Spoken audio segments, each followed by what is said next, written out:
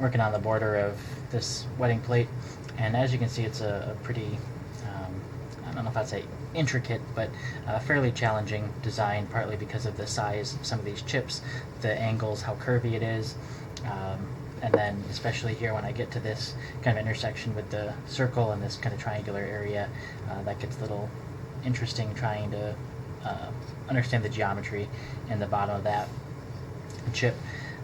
So I'll just continue working around here. You can see I've already carved the full circle around the inside and outside of this, and now I'm just carving out the central parts. And looks like I need to do a little bit more on this here.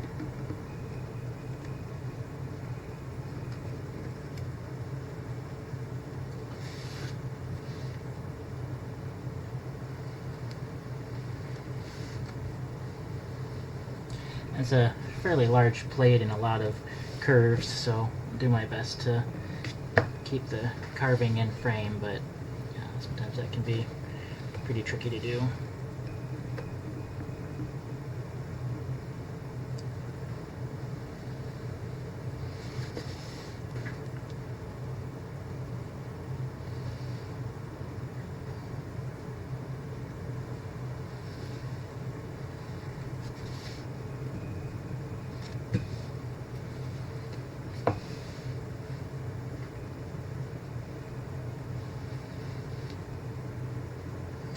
On these parts where I need to turn it around, I kind of like to start this curve, get right about to the end of that, and then reorient the plate and do the rest of that. Partly because that's kind of the thinnest part of the chip, but also lifting the knife and the impact that that makes is, I think, minimized on this tight curve, as opposed to doing it somewhere along the longer edges or where it's a straight line. You're going to notice that, but in that tight curve, it's not as noticeable when the knife kind of stops and restarts in there. So that's my strategy.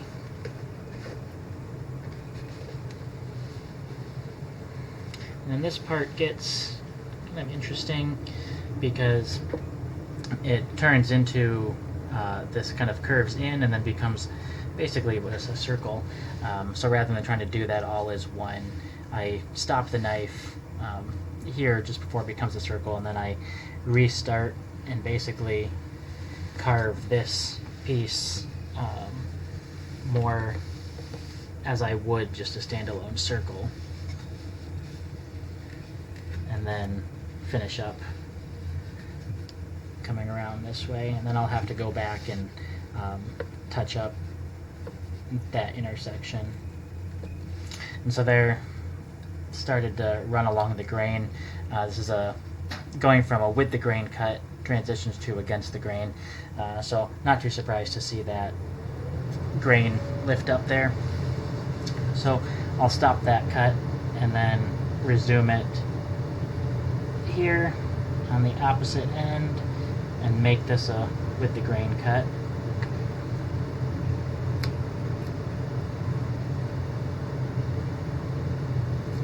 And hopefully those cuts line up all right.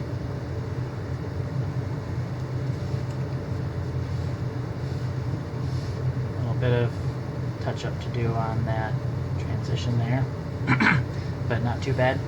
And then here's the kind of extra little bit of wood I need to come back and just polish that off.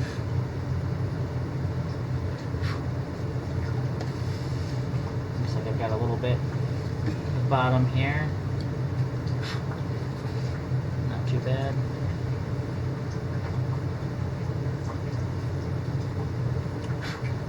So you can see kind of some of the finickiness of all these different angles and curves and everything that kind of got to come back and tweak some of this stuff multiple times, and you'll see more of that in coming up.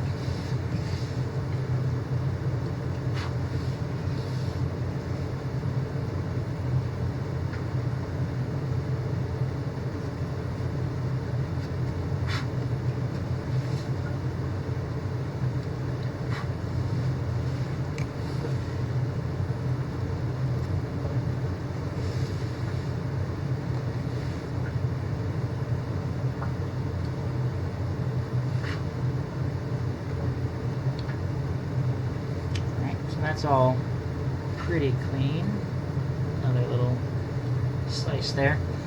And then finish up this part coming out. See if I can figure out why it's hung up.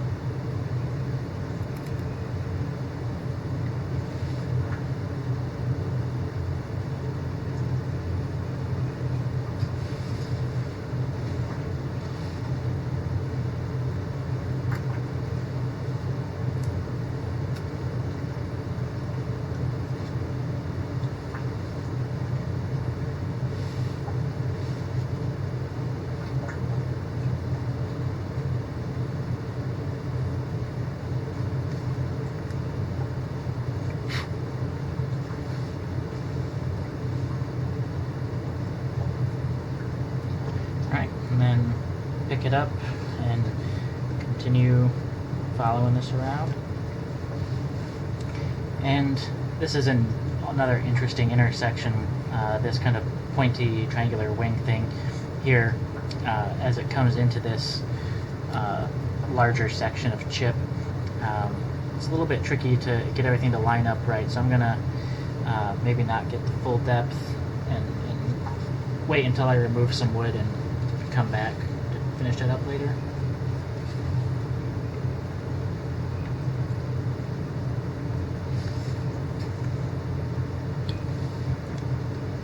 And that's again getting to that transition point that I don't want to wrestle with too much, so I'll start a new chip here.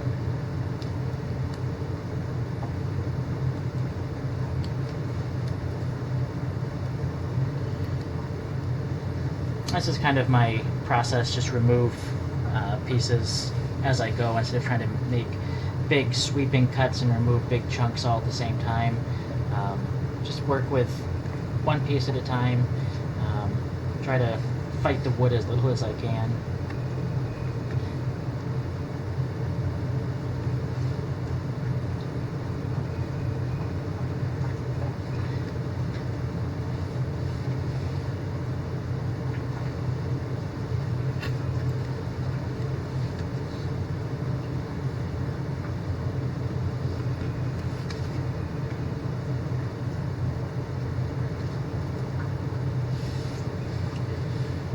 This side is pretty much more of the same. It's basically a symmetrical pattern.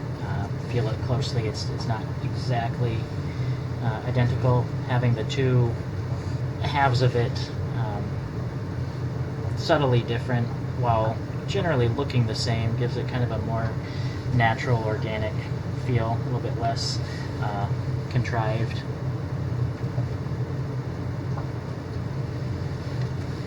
But when you just look at it, you don't necessarily notice the subtle differences in the two sides of it.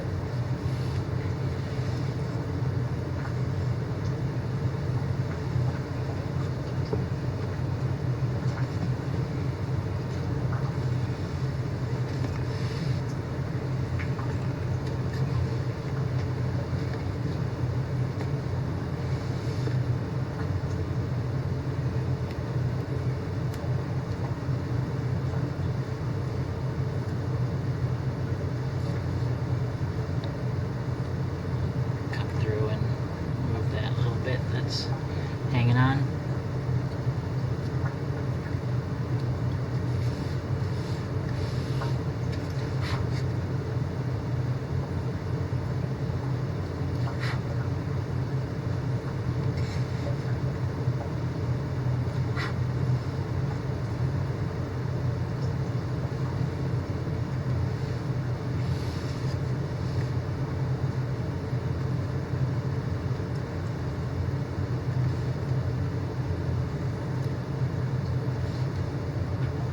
This is kind of a large, irregular chip.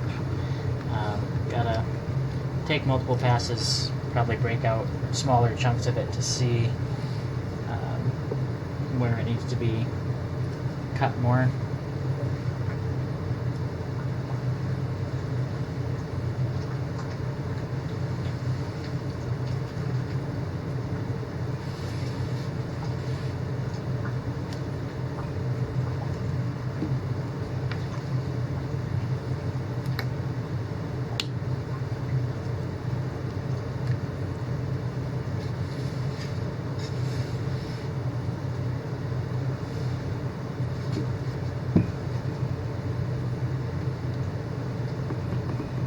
looks like right there at that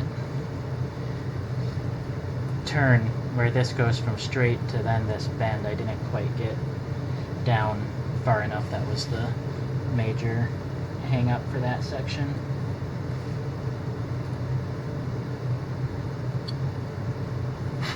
And so that's good to know, since this is a repeating pattern.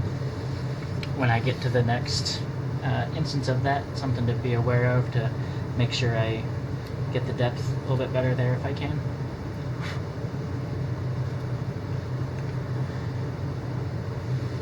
So now we get to some of the interesting parts. I'm going to remove this chip first.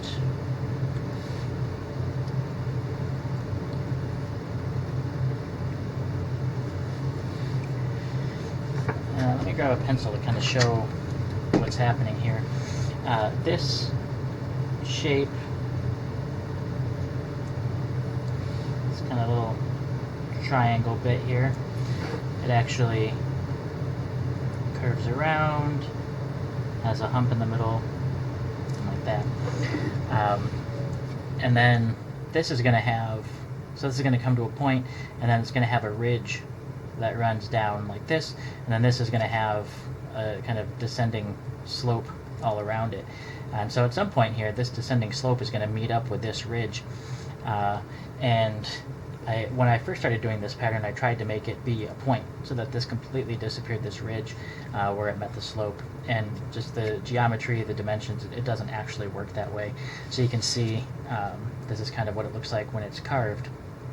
But I do want this ridge to be receding. I want it to be going down as it continues on. At the surface ends right here, and then from here to here this ridge is going down into the wood. So to get that to happen, I actually need to cut kind of like this. Need to continue this cut across that center line, and then this one's going to do the same thing. So those are actually going to be my cut lines for this. So we'll do that, get the depth, and then follow that around.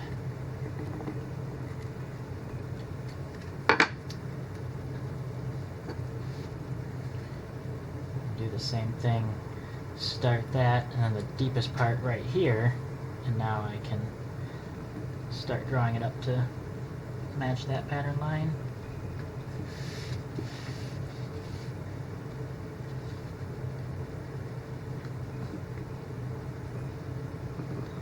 This is part of what I find a little bit tricky about this pattern, is this intersection, as this ridge comes down, doesn't quite line up with the deepest part here. This doesn't line up with the deepest part. So like I said, when I first started doing this pattern, I was trying to make those line up, and it was just, I was kind of fighting the geometry of the pattern, and things weren't really working out that well for me.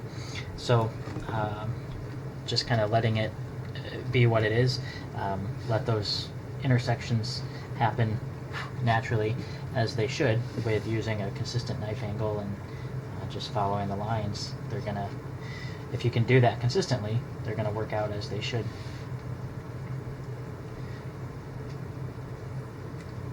So now, starting along the grain to carve out the positive image of this circle, start up here on the along the grain cut, get the depth, and then this, since I already cut that, starts to come out, and then just follow that circle,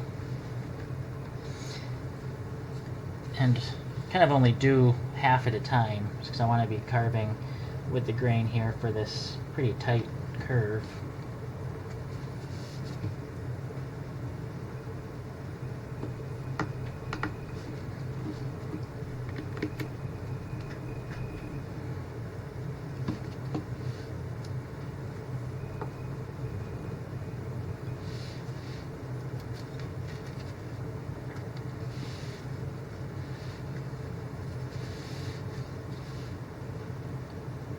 Here, probably pop this part of it out, finish what I was doing on here. So, like I said, this isn't the cleanest of patterns that I do. A lot of kind of back and forth and seeing how it goes one piece at a time. But I think it has a cool look once it's all done. Let's do that same thing starting with along the grain cut. And then finishing the circle. And I think it shows up on the camera. There's a light and then a dark, and you can see that sharp line, that facet where my two cuts didn't quite join. So I'll do a fine kind of fillet cut to just round that off so it's a more proper circle.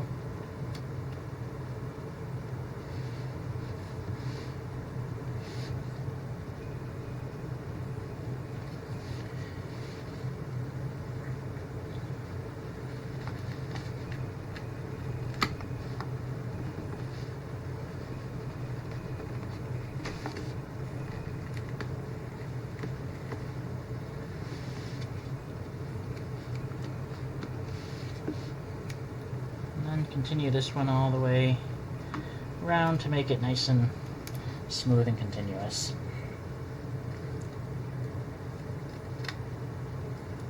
And hopefully once all the dust settles from these fragments that are popping out here, we'll have a pretty clean chip.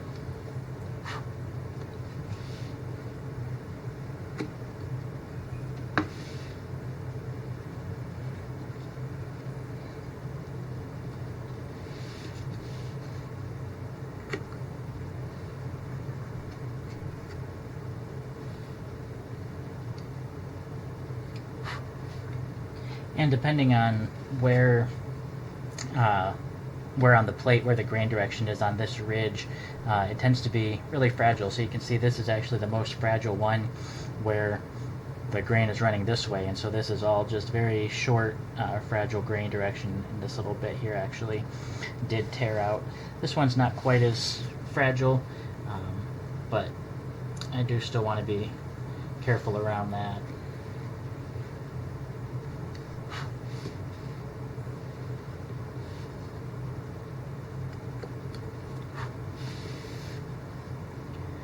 As I often say, it's ideal in chip carving if you can get the chips out in one continuous cut in one go, but don't feel like you have to, or you're not a good carver if you can't do that, or just learn how to make some of these fine-tuning adjustment cuts afterwards to remove what didn't come out. And as long as you get a good result at the end, no one knows what the process was, how long it took to get there, or how many cuts it took. But I'm happy with how that one turned out. The circle's pretty round. Might be able to get a little bit more off the side here. But you don't want to mess around too much once you get a good result. Risk making it worse. But yeah, the rest of it is just more of the same of that kind of repeating block right there.